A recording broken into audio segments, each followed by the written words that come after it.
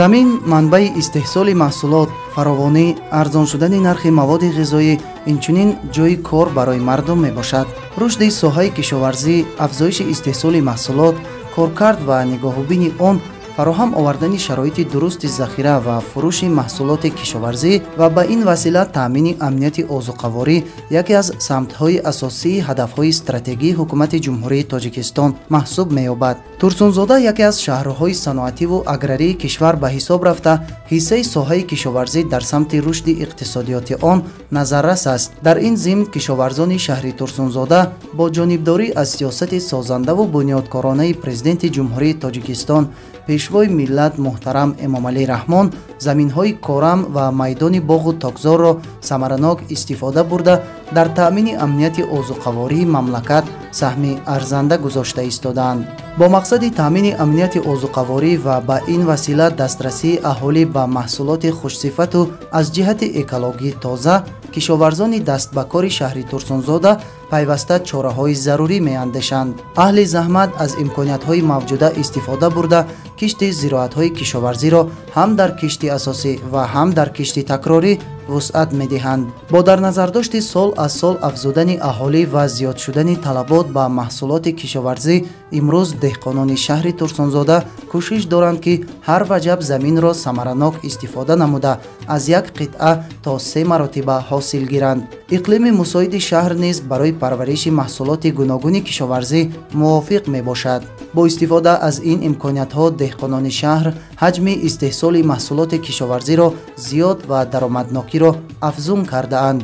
шумораи хоҷагиҳои деҳқонӣ, ҷамъиятӣ ва ёрирасон дар шаҳри Турсунзода 2566 ададро ташкил дода, ҳоло дар онҳо 26,5 ҳазор нафар бо кор таъмин мебошанд. натиҷаи талошҳои пайвастаи кишоварзон аст ки дар 6 моҳи соли 2025 дар ҳамаи шаклҳои хоҷагидории шаҳри Турсунзода ҳаҷми истеҳсоли маҳсулоти кишоварзӣ ба 687 миллиону 319 сомонӣ расонида шуд. ин нишондод нисбат ба ҳамин давраи соли гузашта 56,4 миллион сомонӣ зиёд мебошад ки суръати рушд 108,9%-ро ташкил медиҳад. бо мақсади саривақт бо сифати баланд ва дар муҳлати хуби агротехникӣ гузаронидани кишти зироатҳо, деҳқонони шаҳр дар ҳамаи шаклҳои хоҷагидорӣ дар майдони 22448 гектар кишти зироатҳо гузаронидаанд. аз ҷумла 15292 гектар ғалладонагиҳо, 1336 гектар зироатҳои техникӣ, 3691 гектар сабзавот, 908 гектар картошка, 189 гектар полезӣ, 14 гектар зироати тухмӣ ва 1018 гектарро хӯроки чорво ташкил медиҳад.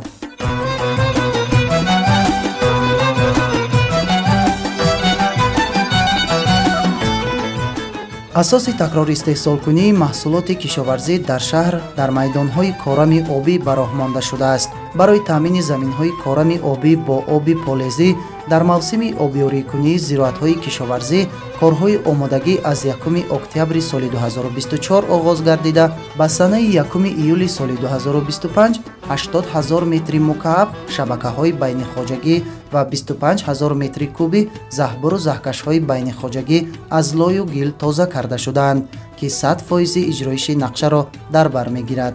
дар ин давра аз ҷониби идораи давлатии беҳдошти замин ва обёрии шаҳри Турсунзода 10 адад иншоотҳои гидротехникӣ, 10 адад обченкунакҳо ва 10 адад дастгоҳҳои обкашӣ аз таъмир бароварда шудааст. дар асоси ҷобаҷогузории зироатҳои кишоварзии шаҳр аз ҷониби идораи давлатии беҳдошти замин ва обёрии шаҳри Турсунзода ба майдони умумии 13459 гектар хизматрасонии таъминоти оби полезӣ ба роҳ монда шудааст. ҳолати мелиоративии 60 гектар заминҳо беҳтар гардонида шудааст. ҳоло дар 5 пойгоҳ 8 агрегати обкашӣ мавҷуд мебошад ки тавассути чунин иншоотҳои гидротехникӣ 634 гектар замини киштшаванда бо оби полезӣ таъмин карда мешаванд.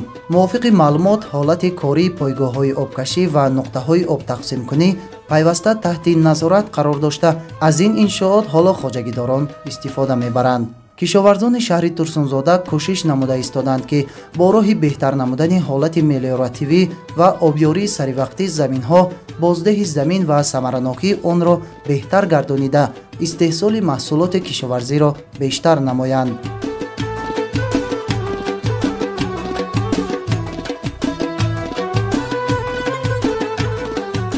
дар миқёси шаҳр 5 адад хоҷагии тухмипарварӣ аз ҷумла хоҷагиҳои деҳқонии Шодлик 2006, Неъмат ҳоҷӣ, Самир, Назарзиё ва Бобосаид фаъолият менамоянд, ки ба истеҳсоли тухмиҳои хушсифати пахта, гандум, ҷав, шолӣ ва ғайра махсус гардонида шудаанд. Пахтакорӣ низ дар шаҳр бо истифода аз таҷрибаҳои пешрафта ва риояи қоидаҳои агротехникӣ ба роҳ монда шуда, тибқи иттилоъ соли равон деҳқонон дар майдони 664 гектар кишти пунбадона гузаронидаанд.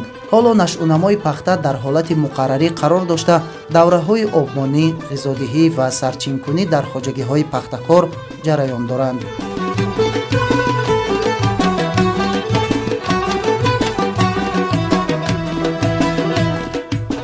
ба роҳ мондани кишти такрорӣ дар заминҳои корами обӣ ба ғанӣ гардонидани бозори истеъмолӣ ва фаровонии маҳсулоти кишоварзӣ мусоидат намудааст. тибқи дурнамо, хоҷагидорони шаҳри Турсунзода имсол бояд дар майдони 8950 гектар кишти такрории зироатҳои кишоварзиро ба роҳ монанд. ин ҳолат дар санаи 11 июли соли равон 8845 гектарро ташкил медиҳад, ки 98.8% иҷроиши нақшаи солонаро дар бар мегирад. хоҷагидорони шаҳр дар кишти такрорӣ асосан зироатҳои ғалладонагӣ, ҷувори макка, шолӣ, лӯбиёдонагиҳо ва сабзавоту полезиҳоро кишт кардаанд. ҳаминҷа 2 гектар замин дорем, деҳқонем. ина имсол кишт кардем, гандум кишт кардем, 1 гектар гандум кишт кардем, мондагишта ин полези кишт кардем, тарвуз кордагем, помидор кордагем. худо ба шукр нақс шудаге тарвуз, гандумам нақс шуд. 1 гектар 6 тонна гирифтем. ҳам худмо мехӯрем, ҳам зиёдша мефурӯшем. ай ҳама имкониятҳо истифода бурда ҳаракат мекунем, ки ҳосилнокият зиёд шавад. маҳз самаранок истифода бурдани ҳар як ваҷаб замин ва бо усулҳои манфиатнок парвариш намудани зироатҳои кишоварзӣ ба заҳматкашони шаҳри Турсунзода имкон фароҳам овард, то истеҳсоли маҳсулоти кишоварзиро бештар намуда дар таъмини бозорҳои истеъмолӣ бо маҳсулоти хушсифат саҳмгузорӣ намоянд.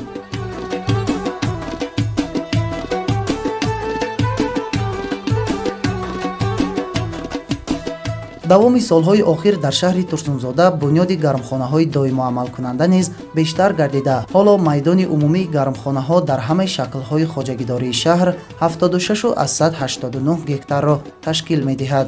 ҷиҳати таъмин намудани бозорҳои кишвар бо маҳсулоти тару тоза дар давраи зимистон, кишоварзони шаҳр дар 6 моҳи соли 2025 дар майдони 73,188 гектар кишти зироатҳо гузарониданд, ки аз ин дар масоҳати 6,97 гектар парвариши лимӯ ба роҳ монда шудааст.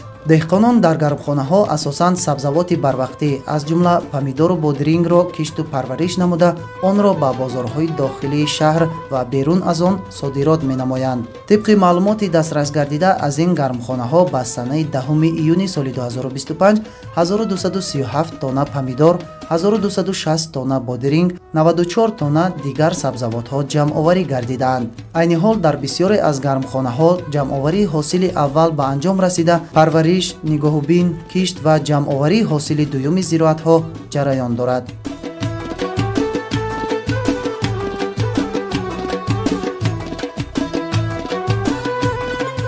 дар баробари бунёди гармхонаҳо ва ҷиҳати оқилонаю самаранок истифода бурдани замин ва таъмини аҳолӣ бо маҳсулоти барвақтӣ дар хоҷагиҳои кишоварзии шаҳр, алалхусус дар хоҷагиҳои хурди деҳқонӣ барои кишти сабзавотҳо, кабудиҳо, кишти зери плёнкагиро ба роҳ мондаанд. тибқи ҳисоботҳои раёсати кишоварзӣ дар шаҳр дар майдони умумии 671 гектар кишти зери плёнкагӣ гузаронида шудааст. аз ҷумла бодиринг 289 гектар, помидор 342 гектар ва 40 гектар дигар зироатҳоро дар бар мегирад.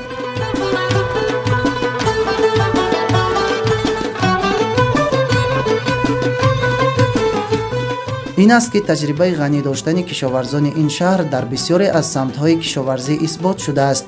аз ҷумла сол аз сол бештар намудани истеҳсоли шолӣ ва биринҷи хушсифат барои афзун гардидани иқтисодиёти оилаҳои шолипарвар мусоидат намудааст. шолипарварӣ ки яке аз шуғлҳои асосии мардуми шаҳри Турсунзода мебошад, бинобар ин ҳамасола кишоварзони шаҳр рушди ин соҳаро ба роҳ монда истодаанд. соли ҷорӣ дар кишти асосӣ 1200 гектар ва در کشت تکراری زیاده از 3800 گکتار کشت نمودند. соли 2024 аз ҷониби деҳқонони ҳудуди шаҳр дар майдони зиёда аз 4950 гектар кишти шолӣ гузаронида шуд, ки дар натиҷа аз ҳар як гектар 6 тоннаву 100 килограмм шолӣ гирифтанд. дар маҷмӯъ дар ҳудуди шаҳр зиёда аз 30 000 тонна шолӣ дар соли 2024 рӯёнида шудааст. имсол низ нашъунамои шолӣ дар майдонҳои кишти асосиву такрорӣ хуб ба назар расида, шолипарварон барои гирифтани ҳосили дилхоҳ дар саҳро саргарми кор ҳастанд.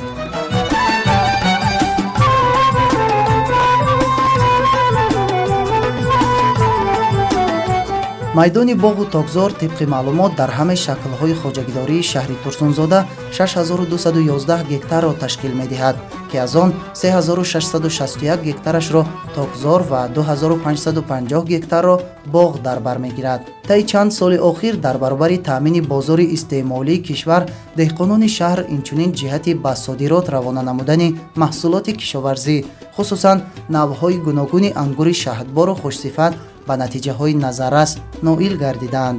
дар парвариш ва содироти ангури хушсифат хоҷагиҳои соҳибтаҷриба аз ҷумла боғи Сомон, Ватан ва Ҳоҷи Неъмат саҳми бештар дошта, дар майдони тогзори хоҷагиҳои мазкур беш аз 10 навъи ангур парвариш меёбад, ки дар бозори истеъмолӣ рақобатпазир буда ба содирот нигаронида шудааст.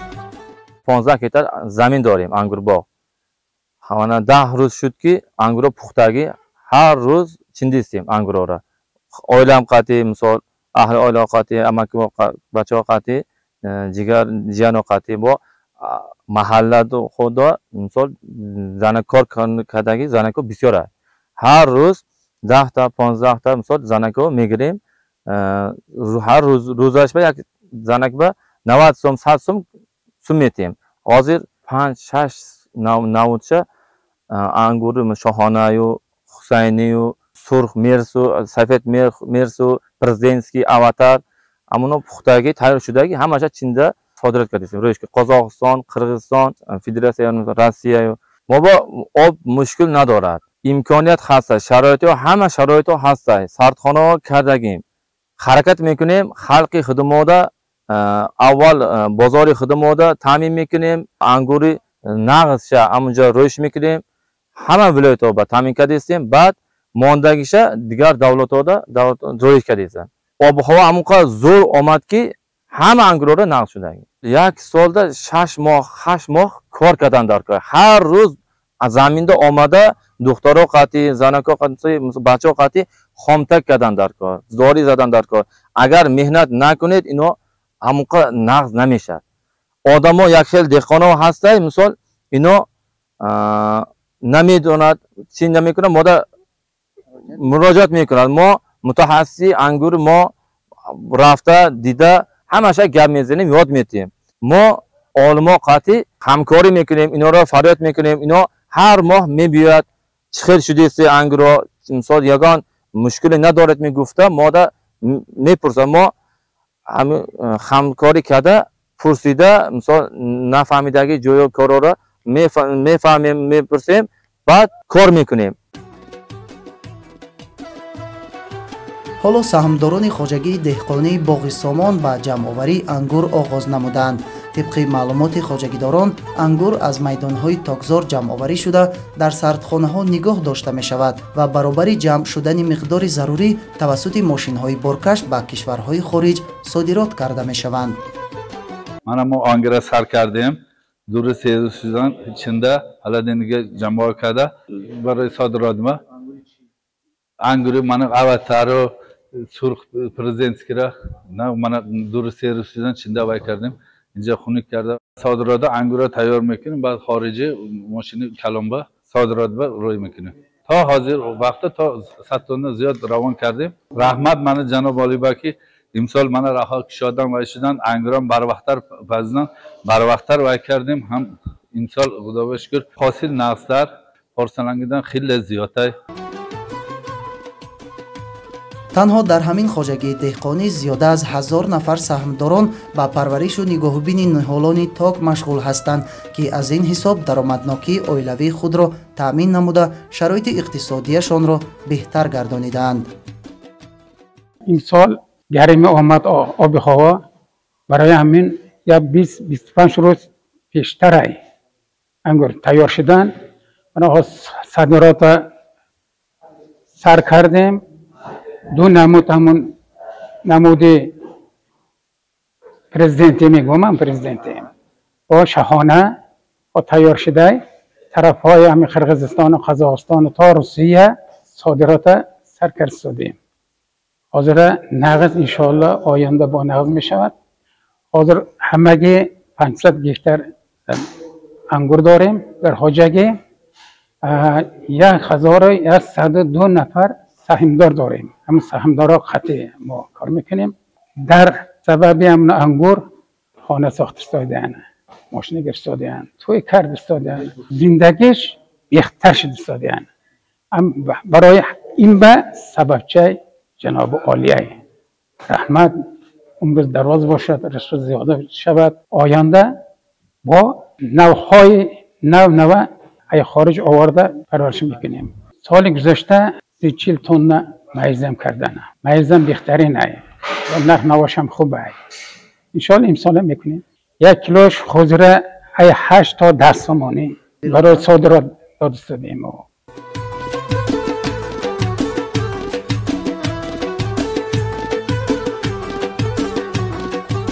با اصول قطرگی آبیاری نمودن زمین‌های للمی، در آن پرورش نمودن درختان میوه‌دهنده و گرفتن حاصل تجربه نادر است که خواجگیداران خواجگی دهقانی مراد جان اوتا 2018 به راه ماندند. سال 2018 از حساب زمین‌های بیکار خوابیده غیر آبی در جماعت دهات نوآباد شهر ترسونزاده در مساحت 30 گکتار باغ چهارمغز تأسیس داده. در آن قریب 8000 بیخ نهالان چهارمغز نوع امریکایی چندلر 8A شنالیدند که سال 2024 کشاورزان از اولین حاصل آن 14 تن چهارمغز خوشصفت جمع آوری نمودند. خواجگیداران میگویند بعد پورا انکشاف یافتن نهالان از هر یک درخت از 25 تا 30 کیلوگرم چهارمغز گرفتن ممکن است که به افزایش یافتن حجم استحصالات مساعدت خواهد کرد. این میدان یکی از کلانترین باغ چهارمغز در حدود مملکت به حساب رفته. پرورش درست نهالان با رعایت توصیه‌های عالمان و متخصصان ساحه کشاورزی به راه مانده شده است. برای با آب پالزی تامین نمودن نهالان از مساحت 1.5 کیلومتر از دریا توسط دستگاه‌ها آب آورده در ظرف‌های کلان ذخیره کرده می شود. سپس نهالان با اصول قطرگی آبیاری گردیده نمناکی در بیخ آنها تامین می گردند. برای نگاهوبین و پرورش نهالان و جمع‌آوری حاصل از حساب ساکنان محلی که بیشترشان را زنان تشکیل می‌دهند به کار جلب کرده شدند. این عمل جهت با شغل فرا گرفتن ساکنان و بهتر شدن سطح و صفت زندگی آنها سهم خود را می‌گذارد. در همین باغ کار میکنیم، 3 وقت خوراک میتیم و معاشمون سری وقت داده میشود. منم خیلی باغ‌ها و منم خیلی جای کارها بسیار شود و آدمای بیکار هست جای کار میوان سری وقت معاششون رو میگیرن زندگیشون رو پیش میبرن. ما شکرانه میکنیم که هم خیلی جای کارها هست و مردم کار میکنن.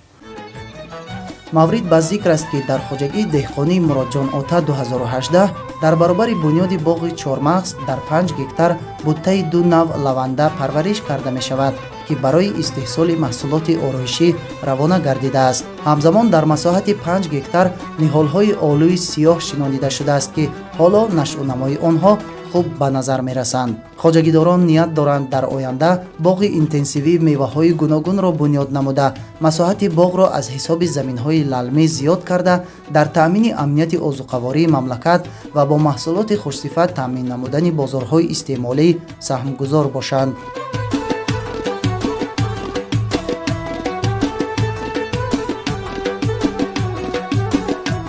در برابر استفاده زمین‌های خواجگی‌های دهقانی ساکنان شهر در زمین‌های نزد حولگی نیز محصولات گوناگون نیاز اولیه را کشت نموده از حاصل آن برای ذخیره دوره تیر ماه و زمستان کنسروها آماده می‌نمایند. در اکثر زمین‌های نزد حولگی که با آب پالزی تامین هستند دو حاصل گرفته می‌شود. باید قید نمود که در شرایط کنونی زیاد شدن طلبات اهالی به محصولات عضوقواری از جهت اکولوژی تازه استفاده با ثمر زمین، گرفتن زیاده از 2 حاصل از آن، ذخیره کافی مواد غذایی و تامین بازارهای مملکت با محصولات تر و تازه کشاورزی، استفاده با ثمر زمین‌های نزد حولگی از منفعت خالی نخواهد بود.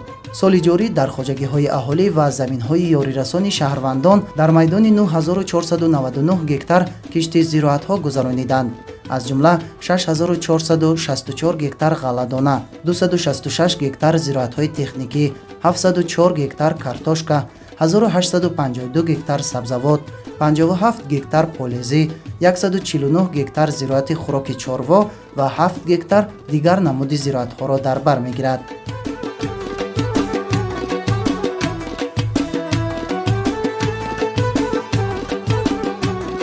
استحصال محصولات کشاورزی در شهر ترسونزاده در 6 ماه سال 2025 به طور نظررس زیاد گردیده است که از زحمت شبانه روزی خواجگیداران شهر گواهی می‌دهد. در این دوره از جمله 26961 تن غله‌دانه، 67783 تن سبزیجات، 4706 تن کارتوشکا، 2029 تن پولیزی، 2174 تن میوه، 461 تن انگور، 3269 تن خوراک چاروا، 1445 تن گوشت، 9138 تن شیر، 63.2 تن پشم، 3.6 تن پیله استحصال شده است که نسبت به همین دوره سال 2024 6124 تن غله‌دانه، 2510 تن سبزیجات، 1807 تن پولیزی، 179 تن میوه، 461 تن انگور، 243 تن خوراک چاروا، 252 تن گوشت،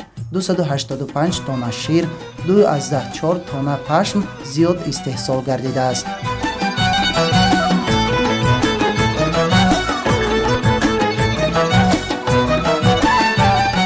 محصولات استحصال گردیده را خواجگیداران اساساً در بازارهای استعمالی به فروش میبرند. در برابر این در شفت شاهراه‌ها و راه‌های محلی این شب و روز گوشه‌های دهقان تشکیل گردیده قسمی از ساکنان محصولات به خود لازمه را از دهقانان با نرخ دسترس خریداری می‌نمایند. از جمله در جماعت دهاتی به نام جوره رحمان بازار دهقان تشکیل گردیده است که خواجگیداران محصول دسترنج خویش را بعد از جمع آوری نمودن به این نقطه آورده به فروش می‌گذارند. یک سالنده 2-3 بار حاصل میگیریم. مینا بادرین تمام شد ساوزی میکنیم جوشتم. انگور هست، بادرین هست، ساوزی هست، 3 حاصل هست. اینا ایره مسکنه دوشنبه میبره، کلوب میبره. خریدار خودشون میگن. رای دور میبریم. 5.5 سومانه. محله خودمونه نمیده. اینا خانم شد. اینا همینجا داره. تای انگور شدگی هست. خریداران از این موضع همروزه ده‌ها تن محصولات گوناگون کشاورزی را گرفته به بازارهای پایتخت و دیگر شهر و ناحیه‌های مملکت انتقال می‌دهند.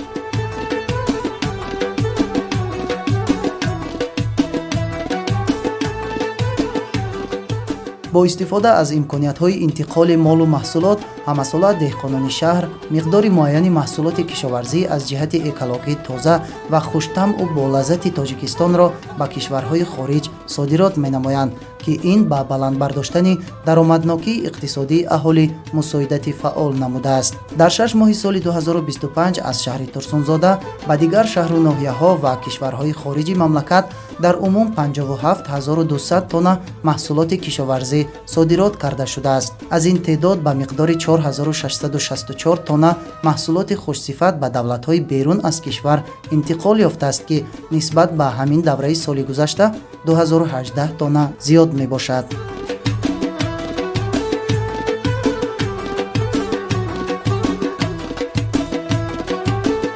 با مقصد اجرای دستور و سفارش‌های پرزیدنت جمهوری تاجیکستان پیشوای ملت محترم امامعلی رحمان دایر به زیاد نمودن سردخانه‌ها برای نگهداری محصولات کشاورزی خصوصاً انگور طی سالهای آخر سردخانه‌های معاصر در نزد خواجگی‌های دهقانی شهر ترسونزاده بنیاد گردیده شرایط مساعد برای نگهداشت محصولات کشاورزی در 4 فصل سال مهیا میباشد. حالا در حدود شهر 78 عدد سردخانه موجود بوده مقدار غنجایش محصولات در آنها 24930 تن را تشکیل می‌دهد. با این وسیله اهل زحمت شهر ترسونزاده پیوسته کوشش به خرج می‌دهند که استحصال محصولات کشاورزی را زیاد نموده тавассути захиранамоӣ дар таъмини сокинон бо меваю сабзавот ва дигар зироатҳо дар ҳама фасли сол саҳми арзишманди худро гузоранд.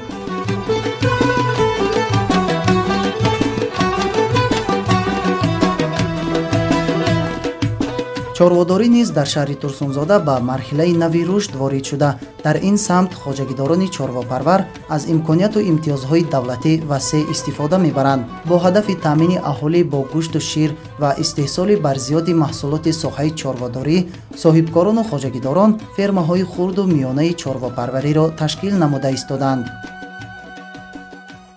дар шаҳри турсунзода айни ҳол 85626 чорвои калони шохдор нигоҳбонӣ шуда истодааст. ин дар ҳама шаклҳои хоҷагидорӣ мебошад ва чорвои шохдори майда бошад 225156 сар нигоҳбонӣ шуда истодааст. ҷамъоварии хӯроки чорво бошад, дурнамо дорем зиёда аз 59000 тонна ва то ин дам 48756 тонна ҷамъоварӣ карда шудааст. дар ин дохил мешавад хӯроки дурушт, коҳ ва силос. аз ҷониби мутахассисон барои пешгирии касалиҳои сироятӣ дар байни чорво ва дигар касалиҳои мавсимӣ дар марҳилаҳои гуногун эмкунии саривақтиро ба роҳ монда, бо ин тадбир аз талафёбии чорво пешгирӣ карда шудааст. барои дар давраи тирамоҳу зимистон таъмин намудани чорво бо хӯрок, хоҷагидорони шаҳр аз заминҳое ки дар онҳо зироатҳои хӯроки чорво кишт шудааст, захиракуниро идома дода истодаанд.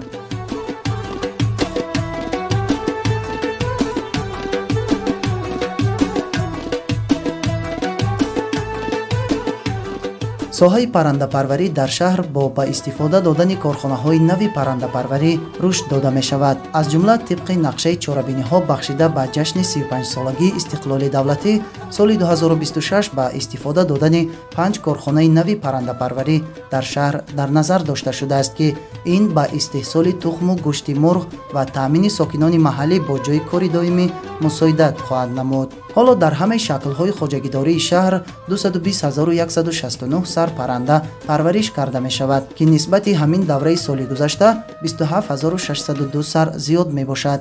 истеҳсоли тухм дар ин давра ба 1,335,000 дона расонида шудааст. дар аксар корхонаҳои паррандапарварии шаҳр соҳибкорон ба самти истеҳсоли гӯшти мурғ таваҷҷӯҳи бештар зоҳир намуда, асосан парвариши чӯҷаҳои навъи бройлиро ба роҳ мондаанд.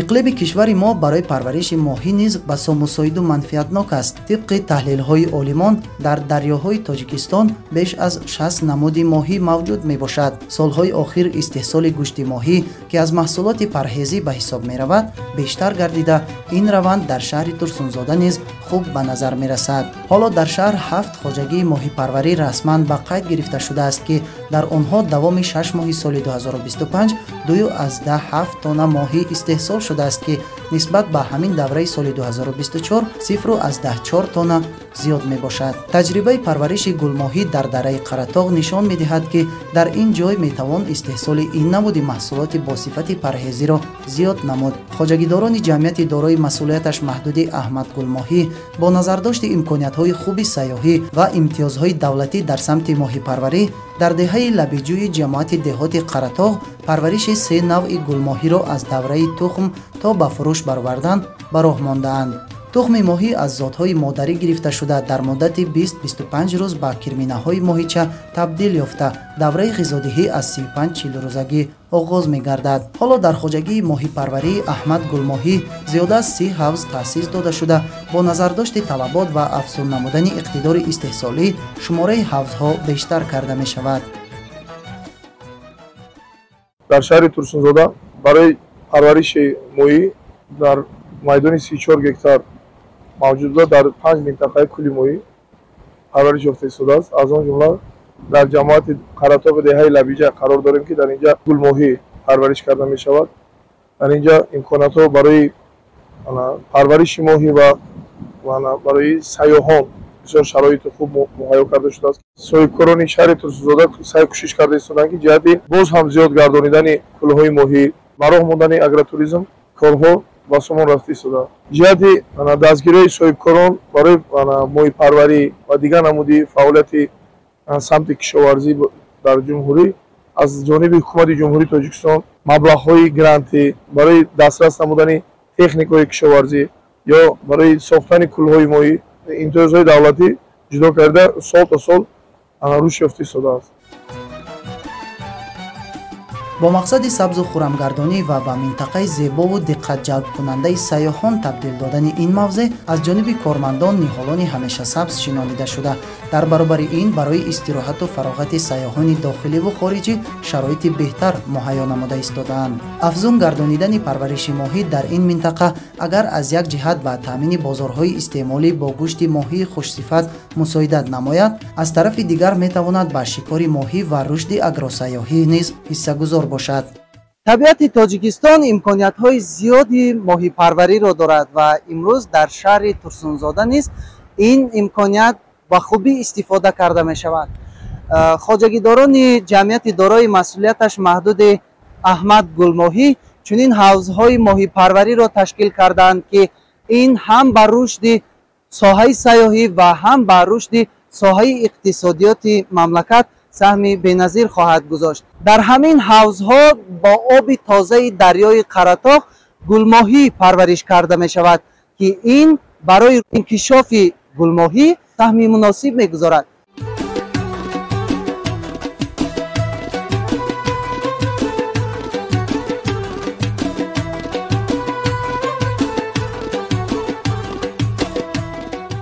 шароити кӯҳистон, мавҷуд будани гулу гиёҳҳои шифобахш ва боду ҳавои мусоид ба тақвият додани соҳаи занбури асалпарварӣ ва истеҳсоли асал заминаи воқеӣ мегузорад. ин аст ки давоми 6 моҳи сипарӣ гардида дар ҳудуди шаҳр 11 тонна асал истеҳсол шуда, марҳилаҳои навбатии ҷамъоварии асал дар хоҷагиҳои занбурпарвар ҳамоно идома дорад.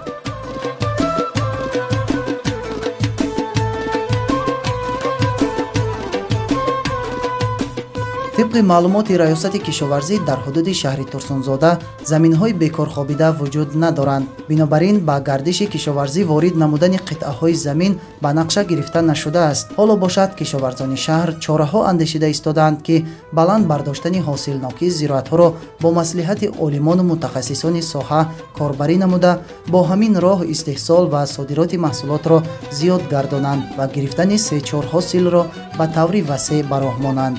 در شرایط کنونی بالوروی نرخ‌های محصولات آذوقه‌واری در بازارهای استعمالی جهانی، کشاورزان شهر عزم دارند که توسط به راه ماندن تجربه‌های نوترین در تطبیق هدف استراتژی مملکت تأمین امنیت آذوقه‌واری سهم ارزشمند خود را گذارند.